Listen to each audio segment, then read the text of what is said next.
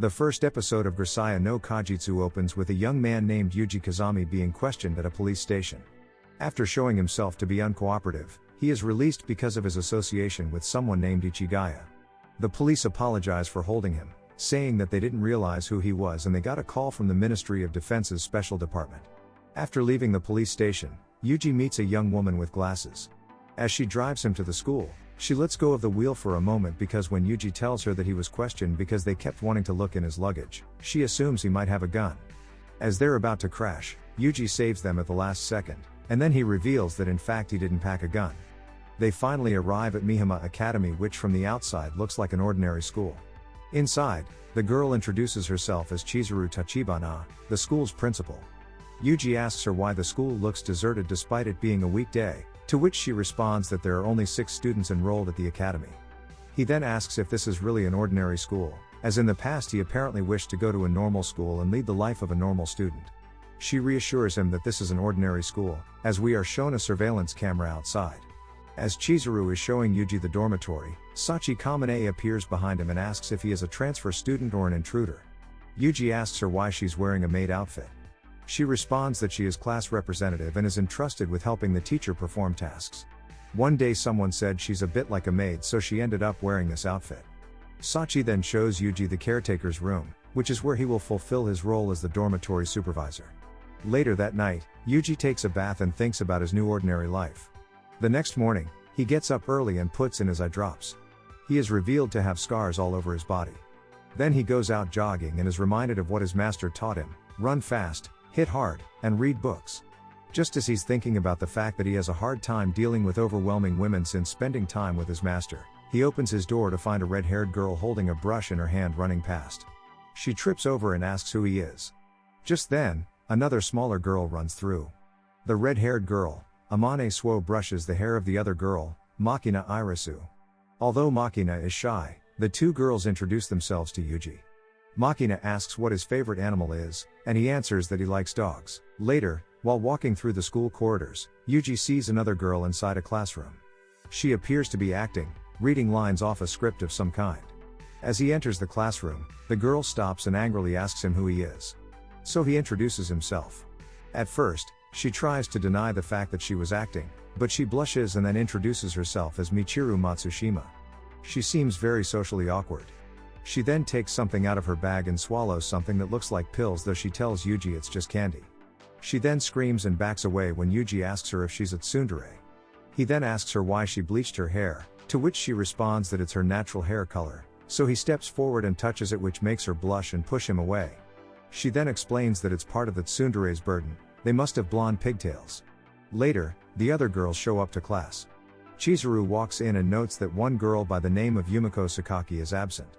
Michiru comments that she's been coming to class late recently. Afterwards, class rep Sachi shows him around some more and asks if he will be staying for a while longer. He says yes because there's still one student he hasn't introduced himself to. At which point, Sachi suddenly shoots off. Yuji then meets a girl sat reading a book in a classroom. He asks if she's Yumiko Sakaki and introduces himself to her, but she just gets up to leave the room. When he stops her, she pulls out a box cutter and Yuji only just stops her from cutting him. She seems surprised. Upon returning to the dorm, Yuji notes that everyone's back except Yumiko. Standing in front of his room, he notices that the tape he placed on the bottom of his door has been ripped, meaning that there's an intruder in his room. He walks in only to find Amane undressing. She explains that she's changing in his room because her room is on the 2nd floor, which is too much effort. She doesn't mind people seeing her naked because she's not ashamed of her body. Yuji reveals to Amane that he had a sister who died.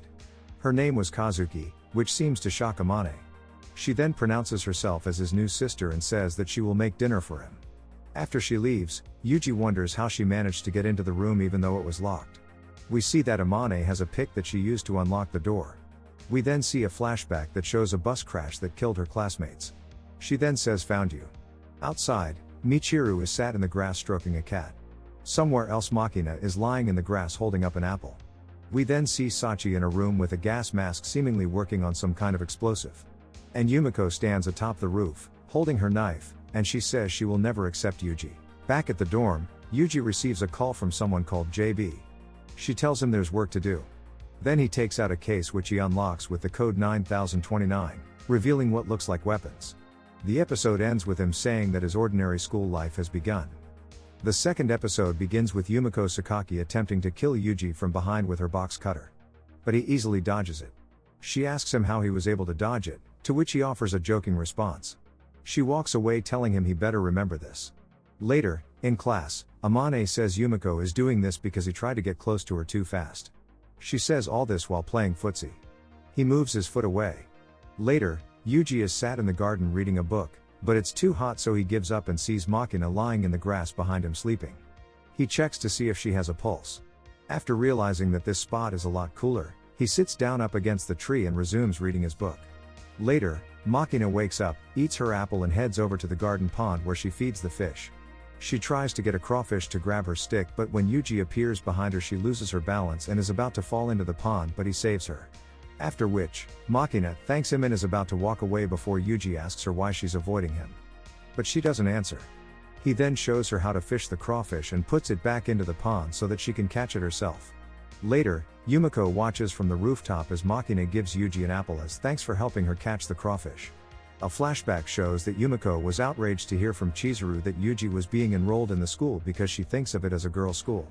Chizuru calmly reassured her that nothing bad would happen. Later, Yumiko did some research on the internet to gather information on Yuji.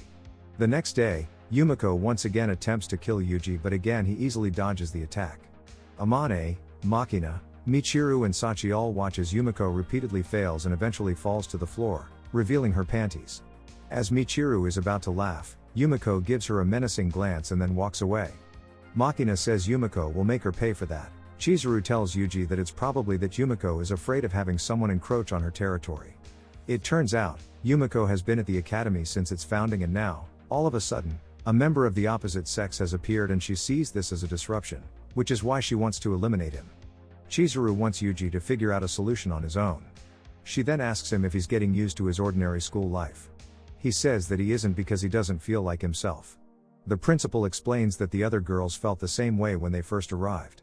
Outside, Amane sees that Yuji and Makina are getting along and wonders if he could do the same with Yumiko. Suddenly, they see a blonde woman waving in front of the school gate. Amane asks if Yuji knows who she is and he responds that he doesn't.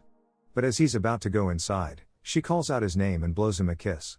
He then tells Amane to take Makina inside as he leaves the campus to go meet with the woman. She asks if he's enjoying his student life and he answers coldly. She says that she prepared a perfect past for him, implying that his background information used to get into the school was a fabrication. And she adds that he should behave himself in order to avoid suffering an accidental death as she puts it. As she leaves, Yuji narrates that the woman's name is Julia Bardera, also known as JB. Upon returning to the classroom, Amane asks him about the blonde woman. The other girls seem curious too, except Yumiko. He says that she is his guarantor as well as his boss at his part-time job, which involves what he calls dirty work. While the others get distracted talking about homework, Amane sits down opposite Yuji and inquires about his relationship with that woman, wondering whether or not she's his girlfriend.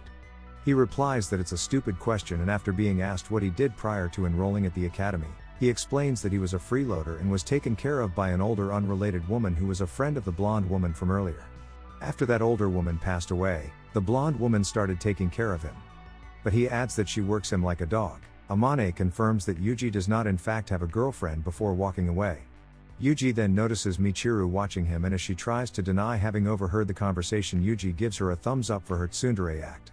Later that day back at the dormitory, Yuji notices on the board that the girls have not returned yet, and just as he's about to unlock his door, Yumiko appears out of nowhere and tries to stab him once more. But this time he grabs her arm. She is visibly shaken and he apologizes, saying it was a reflex. After which, he says that he is not her enemy and promises that he will not cause her any harm, so she should stop wasting her time. After he returns her box cutter, Yumiko says that she has a question for him, which he says he will answer as long as it's not about his weaknesses. Yumiko says that's what she was going to ask about and swears she will someday discover his weakness. Then, after getting mad at him for calling her by her first name, Yumiko blushes when he replies that it's only natural for them to at least start calling each other by their surnames if they're going to become friends one day. And so, they both call each other by their surnames as Yumiko departs. Later, a flashback shows Yumiko cleaning up rubbish around town and an old lady gives her a bag of apples to thank her for her work. She then turns to see the other girls who she now considers her friends. As the credits roll, Another flashback shows the arrival of each of the girls at the academy. After that, the girls are seen having fun together and becoming friends. Until Chizuru tells Yumiko that a male student would be enrolling in the academy.